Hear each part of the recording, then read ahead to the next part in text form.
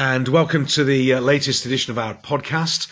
Joining me today is a colleague, good friend of mine, over from, or he's actually in Chicago, not over from Chicago, Mr. Steve Brooks. So, Steve, hi there, buddy. How are you doing? I'm very well, David. Thanks for having me on the podcast. And talk to us a little bit about Chicago. How's the cold and the snow and the ice now? Well, let's think. Last week we were minus 56 with the wind chill, which will freeze your eyeballs. And yesterday we were 50 degrees, which is 106 degrees swing in temperature in like 4 or 5 days, which is just bizarre. And being British and living in the US, of course, we're obsessed with the weather, aren't we? Absolutely. So it's a good fun and games, though. But listen, as I think I put on Instagram and LinkedIn, you know, I was indoors, I was warm, I had a Wi-Fi connection. It was business as normal for me. So that's how you combat the cold. Life is good, but 100 degrees swing in temperature, my goodness. Good stuff. Anyway, Steve, thank you for joining us on the call, and we're not going to take up too much of your time. For those people who don't know Steve, please check him out on LinkedIn. Steve's known as the pop-up expert. He's an international business coach. I've known Steve for a number of years, and you have truly international experience of retail in various sectors. And I've just got a few questions I'd like to run by you, and then I'm going to shut up and let you sort of take the stage. So based on your experience and knowledge, what in your experience is the number one thing, if there is a number one thing, that gets in the way of people achieving what they want or being as successful as they really want to be? So in my experience working with people on, as you say, in all sorts of industries, from retail to fintech, from design and so on. The number one thing I come up against when I'm coaching people is actually self-doubt. They hit a block where the voice in the back of their head is, am I doing this right? You know, is this going to work? And 99 times out of 100, it's going to work. It's just inner belief. And for me, I think I see that a lot, certainly with startups, and maybe with people that are just about to take that next leap from, coming out of that startup phase and moving forward. Maybe they're opening a different location, or they're setting up a distribution network in another country, and so on. So that self belief or self doubt, I think, for me. But also the other one that comes up often, I think, is maybe confidence in their own team, and have they built the right team about them to take the next leap? So I think that gets in the way of success for quite a few businesses. So looking at and I've seen some of the testimonials that you've got from some of your clients as well. If they start out their journey with this sort of lack of belief or whatever it is, how do you help them overcome it? Because it does, I sort of agree with you. I see it on a number of levels, if you like. How do you help them overcome that? How do you get them to move forwards and get through that? I think it's about inspiring them, back into their business. Sometimes, back into what they want to achieve, and helping them define their goals and focus on what's important for them to move forward. So kind of almost combat that self-doubt and turning it round into real strong self-belief, and having a plan, putting together a very focused and structured approach and structured process to what they want to achieve, so that they combat those kind of demons in their head.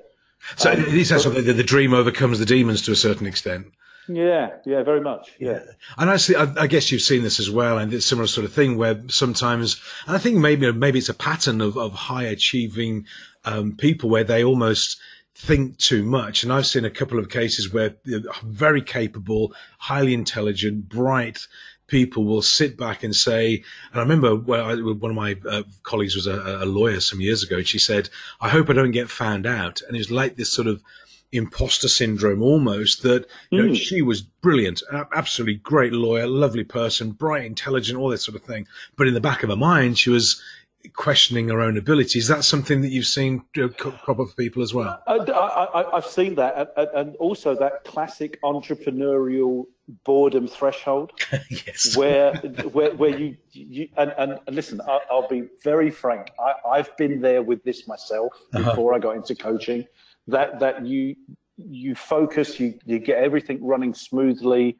You know, it runs like a well-oiled machine. It's it's profitable. There's a great team, and then you find yourself being a bit obsolete, Yes. and so you break it, you tinker with it, Yeah, to make yourself and relevant again. yeah, absolutely. Yeah. So you can charge in on the white horse and save the day and put things back together again. And I see that a lot in brilliant entrepreneurs. And I have, as you know, I have a problem with the word entrepreneur anyway, because Sure. I think it's overused Yes. in today's age. But that classic boredom thing. I think we're seeing it with people like Elon Musk right now. Yes, possibly. Yeah, yeah, absolutely. Yeah, agreed. And so you almost want to make yourself relevant again. Yeah. And so I think part of what I'm trying to do with entrepreneurs is make sure that they combat that.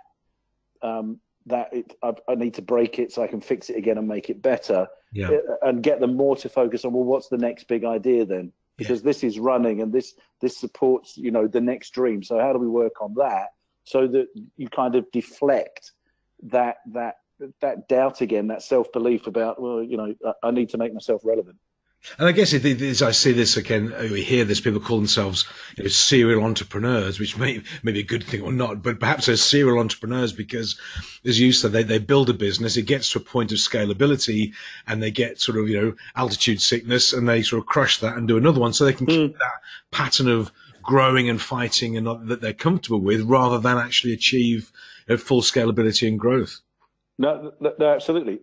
Listen, go back to Michael Gerber, right? EBIT. What's the reason for having a business? Yeah. It's to sell it. It's to build it and sell it and move on to the next thing. Yes. And I think that lots of people that call themselves serial entrepreneurs just get scared about, well, what am I going to do next? And listen, if you've built a business and you've achieved and this is something that will carry on, then you must have the self-confidence to be able to do it again, rather than break the existing process in order to refix it and and move forward. Yeah.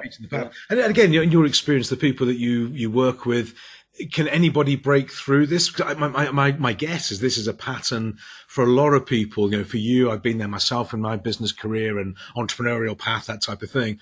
But anybody, we all have these sort of doubts at some level in our sort of background. Can anybody with help and support break through it in your experience? Yeah, I think everybody can. Yeah. Of course, it comes down to your own personal determination. And none of us have the ability to change anybody else on the planet, but we can inspire people to make those changes themselves. And I see very much of what you and I do, Dave, when we're coaching people, is being that conduit to help them become inspired again and to want to effect change and to make change, maybe in their business, maybe in their team, maybe in their personal life, but to help them on that journey. We can't do it for them, Sure. And I'm sure you've said this to clients, having a coach is not having somebody that does the job for you. No. That's not what we're here for. But we'll give you the support, we'll give you the tools, we'll hold you accountable, and work with you on the ideas. But at the end of the day, you have to do the job. We're there to support. I think this struck me. This was going back probably a few weeks, a couple of months ago now, when I was chatting to one of my clients, and I didn't realize this, but when we first started around about 12 months ago, I made almost a passing comment to him. It's just in conversation, and there's lots of stuff going on in the business. Doesn't matter who he was, whatever, that sort of thing. Lots of stuff going on. I looked at it and I went through it with him, and at the end of the conversation we were having, I just said to him, you're doing the right things. You're going to be okay. All will be fine. And sort of 8 months, 9 months later, when everything turned out to be okay, he said, well, the fact that I said he was going to be okay for him was a big vote of confidence. And I didn't, it wasn't the intention I said it for. It was just a sort of throwaway comment almost. But I think, as you say, if we enable them to believe in what they can do, what they're able to, they can do much more than they think before they were, had the conversation with us, perhaps. Yeah, no, absolutely right. And I think part of what our job as well is almost validating some, those thoughts within people as well. That you know this as running your own business the same as I do, and lots of people listening today. It is very lonely. Yes. Being at the head of your organisation. Yes. As I talked about earlier on this year. Who do you turn to when your business gets ill? If you're ill as a person, you go to a doctor, and if your boiler breaks down, you call in a plumber. But when your business gets sick or looks like it's it's ill, who do you turn to? And this is where I think we can really help. If you've got a strong team and it's a big corporate, obviously you're going to go to your board and your other C-suite executives, but those kind of early startups, those people going through the growing pains, and even the big organizations, and I've worked with some lovely CEOs of big organizations, that you're trying to be there to support and take them through that self-belief process, that development of the business process as well. Well, I think as a business grows, the individual has to grow just a little bit faster, personal development and growth and knowledge. And so this belief, it comes into different levels of it, I guess, as they progress as well. And I know, you say, it's a lonely place to be, and we share the struggles with the clients as well. But also, as you know, when they win, we celebrate the wins with them as well. So it is a joyous journey sometimes. Yeah, no, more times than it isn't, thankfully. But you're right, and that's part of, that's part of the resource that we are in the business for them. That confidant when you need it, that person that you can vent to. I mean, I've had people that have probably been more open with me while we've been coaching than they've probably been with their spouses. Yeah, well, absolutely. Yes, no, you're right. And so, we have a very precious role to play, a very almost privileged role. Absolutely. No, I think it is in what we do. Yes. And so, listen, I'm thankful every day for what I do. Absolutely. And your clients are as well, I'm sure. I've seen what they say about you. Okay. So we have the print, we've got the mindset, we're breaking through some barriers, a bit of the confidence coming through now. And what most people want in their business really is they want to feel good about it. But at some point they want to make more money, more profit, more cash. So if this is a very broad question, but if somebody says to you, I want to make more profit in my business, where would you look first? What sort of things would you advise or guide, or what journey would you take them on? How do you get more profit out of the business in your experience? Listen, first off, I think you've got to understand what your margins are anyway, and know if you are making profit in the way that you hope you are. I know there's a very interesting story about Richard Branson. I think it's in one of his books about understanding net profit and gross profit, which he didn't, and his reaction when he was asked, well, how did you feel? It was like, I realized I really wasn't as rich as I thought I was. But the looking at profitability, I would say, understand where you can cross-sell and upsell to your existing customer base. I always think that's, a very underrated path that people can take. Yeah. If you're listening and you're from a sales background, and you're talking to a client, how many times have you heard that client say, "Oh, I didn't know you did that"? And so I think, listening and understanding and knowing what your client is, and being able to, as I say, cross-sell and upsell on those, and maybe looking at what the market can sustain in terms of what you're doing. I've had a very interesting retail client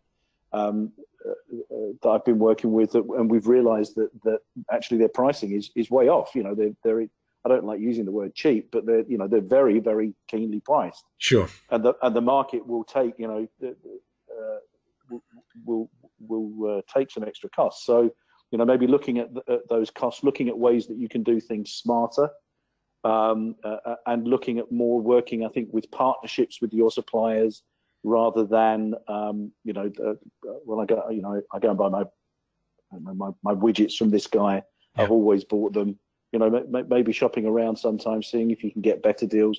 Better deals, of course, don't always mean better service. Sure. So be wary of that. The KFC experience 18 months ago in the UK, I think, is a classic example. Absolutely, yes, exactly right.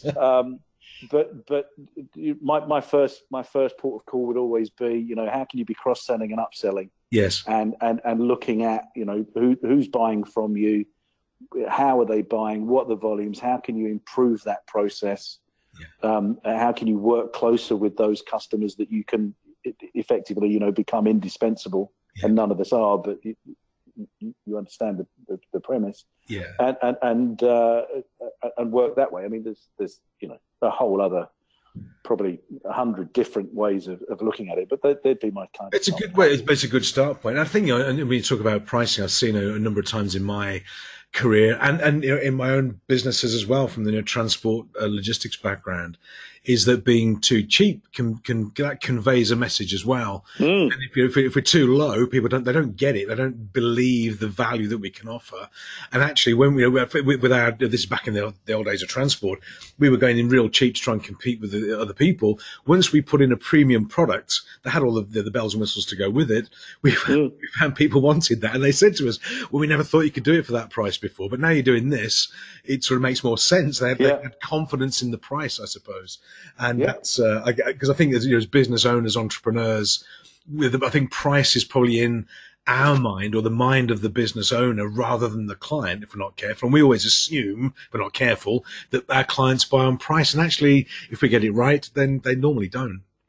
No, absolutely right. Absolutely right. And who you're selling to as well. Do you want to invest lots and lots of time in trying to sell, $100,000 packages to 100 people, or do you want to concentrate on selling, $10,000 packages to 10 people? Yeah.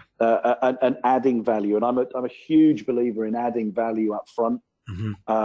And I know you do this. That when we meet people for the very first time, we're very free with advice and very free with suggestions and ideas about what could happen in the future. And I think adding value right at the start is so important, particularly in today's selling environment. Well, I think, as you say, with the sort of the social media world, and hence there are literally 35,000 people listening to this podcast as we speak, I'm sure.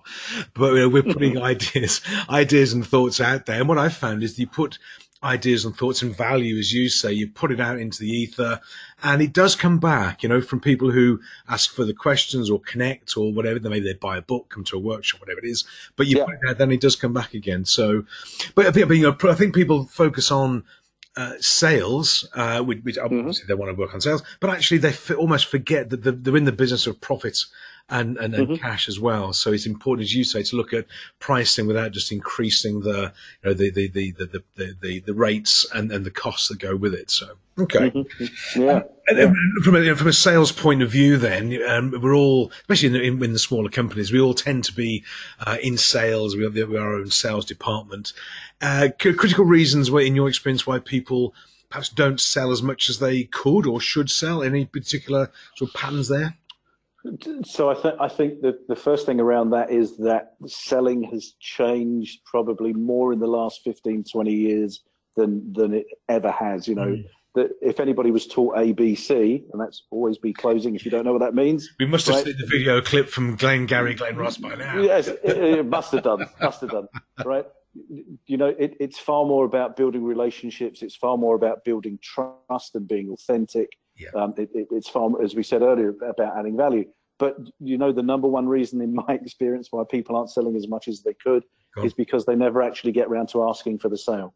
That's a great point. Yes. They never get around to actually saying, "So, Mr. Client, do you want to place an order? So Dave, do you want to go ahead?" Yeah.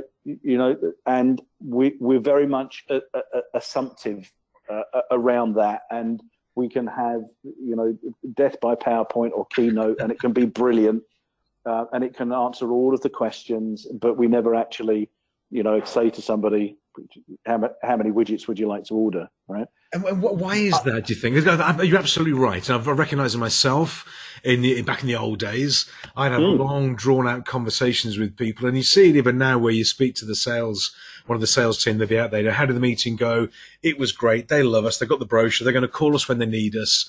And it's just like nothing happened on the day at all. Why is it? Is it a fear or something, or just a technique we're not using? No, I think it's a combination of things. I think it's training of the sales team. I think it is fear as well. And I think when we're so used to now communicating by email, sending people messages through LinkedIn and so on, that we don't form that bond where you actually feel comfortable saying, Mr. Prospect, how many widgets do you want to order? Yes. And so here's the other side of that, in my experience, is that the client's actually waiting for you to ask. That's right. Please allow me to buy something from you. yeah, right. It was brilliant. I love the presentation. I think it's a great product, but you never asked me if I wanted to go ahead. Am I allowed to buy it? So, and believe me, and like you say, 35,000 people, it's just gone up. It's probably 37 and a half. Oh, I can see it on the scale. This is just such good content. If you're in sales, right, try it, right? Just try it once and you will be surprised. I guarantee you will be surprised that the client will say, if you've done the job properly. Now, of course, going back to sales training and understanding your FABs and your USPs and all of those sorts of things, right? In my experience and what I like to teach people, if they're in a very hard-driven sales environment, is listen, a no is just a request for more information. Yes. Right? Yes. You didn't tell them everything that they needed to do to make an informed decision. Now, if it's a no, guys, but the price is too high, that's a different thing, right? And we've all experienced things like that. But I think your prospect is waiting for you to ask. You're stupid if you don't, and if you're successful right now and you're not asking for the sale, just think how more successful you're going to be absolutely by asking for the sale, right? So I mean that's my that's a great point. I guess that's my soapbox on it. I think the acid test of anybody in sales is our conversion rate from every whether it's an inquiry or a click or a call, whatever it is. What percentage are we converting? I mean, I've spoke to and I recognise it myself when I started out in sales. I was selling plastic bags and packaging to the retail industry. And my director said to me, he said, your pipeline's great. Lots of prospects in the pipeline, and I wasn't closing. And he suggested it was that I had this fear of rejection, of asking for the sale and being told no. And that I've seen that pops up a lot. I've seen that a lot. And I'm not convinced that is what it was. At least it wasn't for me. I was okay with rejection, but what I didn't want to have was a weak pipeline. And for me, if they never said no, they were always in the pipeline. There was always a potential, always a prospect. Yeah. And that was strong. It was like a comfort blanket. If I asked for the sale and got it, that was great. But even if I got the sale, they didn't become a prospect, if that made sense. I went off the prospect list. If they said no, they went off it. If they said nothing, they stayed on it. And having that strength in my mind, and I wonder if some people prefer a good, strong pipeline rather than a good, strong either sales or low conversion rate. We're complex creatures, but that was one of the things that I recognized for myself. Good point. Closing, asking for the sale, and I was also, you see this overcoming objections. Well, don't attract them in the first place, as you say. Do a good job in the first place. You won't attract the objections. Yes, no, absolutely, and know your client. Take 5 minutes before you go into a meeting, just to calm yourself and put yourself in a good place of success mentally. That you're going to go in and you're going to do a great job, but also do the research. Know what your competitors are doing. Know what is the client needs, and sell the solution. What problem are you solving for these people, and know who they are, and build the relationship. Add the value up front. And I guess then if we do that properly, then the price becomes was secondary in the conversation, because the value is there first, and it's difficult to compare and that sort of thing. So we're on sort of back on value, insight sales. But great point. Okay, so we've got people with the mindset now. We've gone focused on profit. They're now doing more sales, and we've taught them all that. And this is a question I get asked a lot, so I'm going to ask you anyway to see what you think. But well, why on earth would anybody need a coach? Why would they need somebody like you or me or another coach to pop up and be with them on the journey? What are the real benefits? So why would anybody hire you? The number one reason people hire me is about accountability. Mm-hmm. Is having somebody that's not not linked and intrinsically into the business, that will listen openly and objectively to what's going on, what the challenges are, what the successes are, and offer sound advice and help. Mm-hmm. And hold somebody accountable for what they're going to do. So for me, I think that's the number one reason. I think having somebody outside your business that will see the wood for the trees can be a very, very powerful tool in a business, and being able to. I mean, a lot of the coaching I do, I see more as mentoring. I think coaching again has become one of those overworked words. I saw a post a few months back on Instagram about how people can teach you to be a coach in 10 weeks. Right? They're going to say 10 minutes, but okay, 10 weeks. I've been in business. I've been in business for 35 years. Yes, I did start when I was 6. But and I'm still learning. Yes. Right. And everybody is different. Everybody has nuances about them. Whilst the principles apply with many businesses, everybody is very unique because that's what we are as individuals and human beings. We're unique. Absolutely. And I think people need a coach to be able to just chuck ideas out there, and see what sticks, and also be that place where somebody can vent. Yes. And I find that a lot. That if anything, I'm the sponge that's soaking up almost the frustration sometimes. Sure.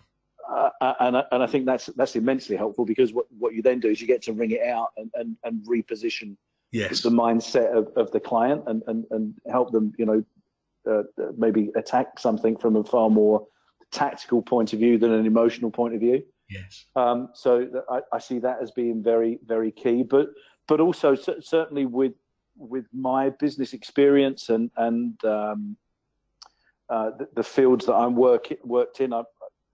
Someone described me once as a bit of a guerrilla marketing expert. So good. I again, when it comes to things like that, the weird and the wacky, and just somebody again that isn't looking from the outside in, might come up with some other ideas, or will show from experiences of working with other businesses. Listen, I've seen this journey before, and this is where you turn off, or this is where you carry on. Yeah. So it's hand holding. It's an arm around the shoulder.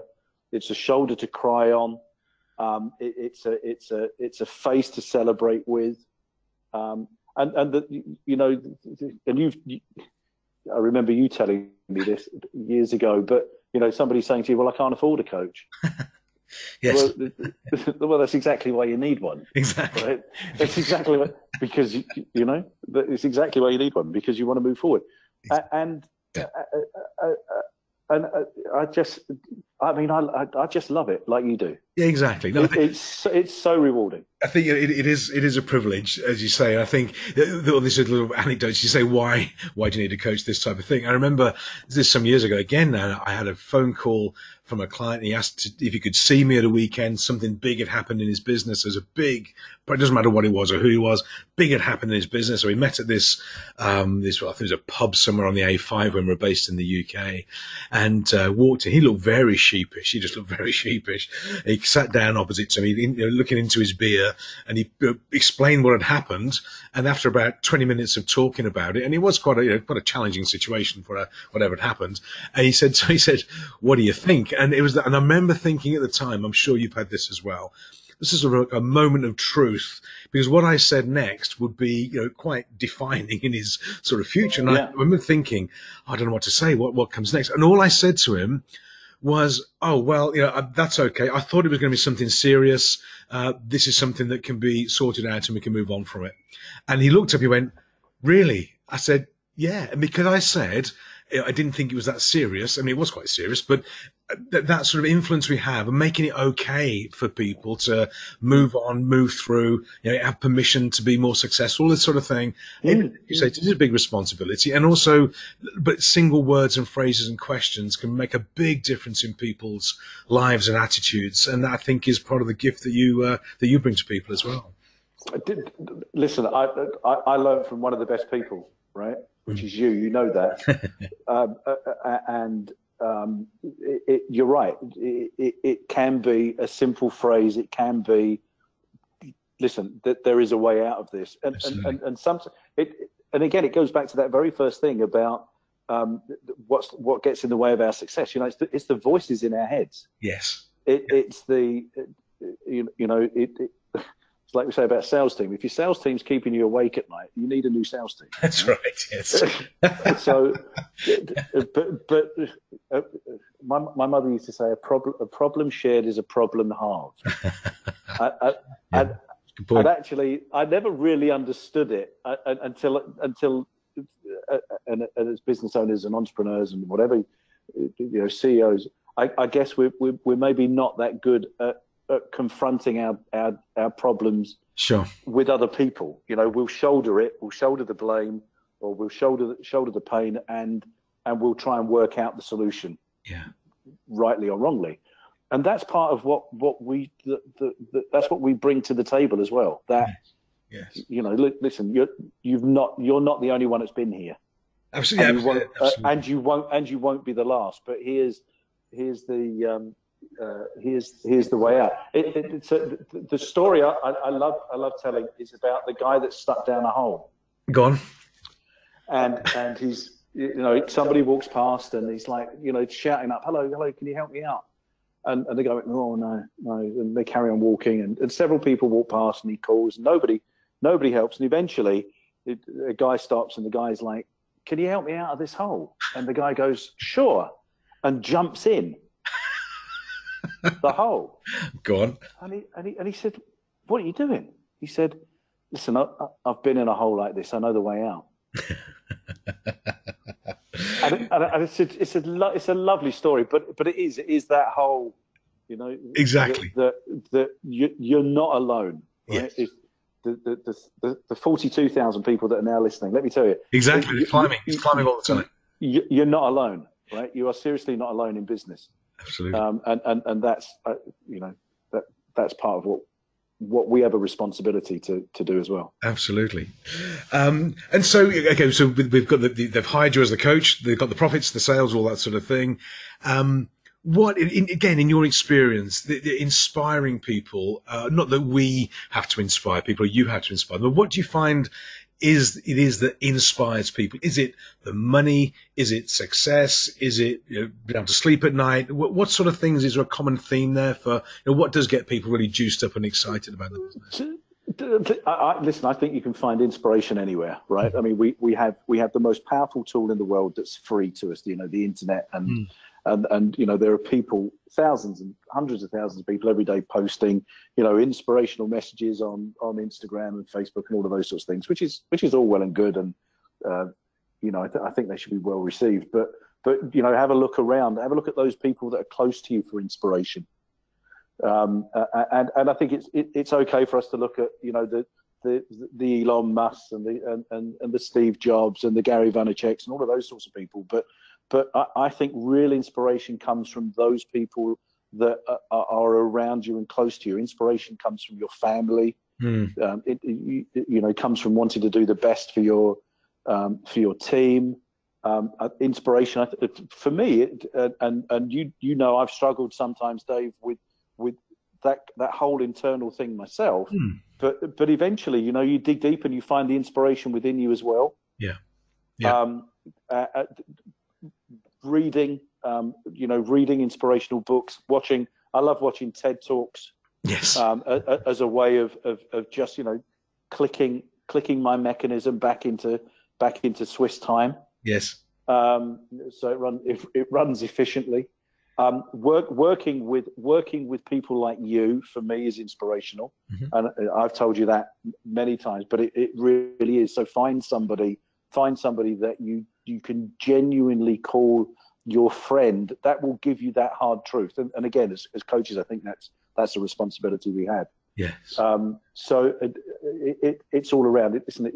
You can get responsibility, inspiration from religion. If that's your thing, you could. Yeah. It's everywhere.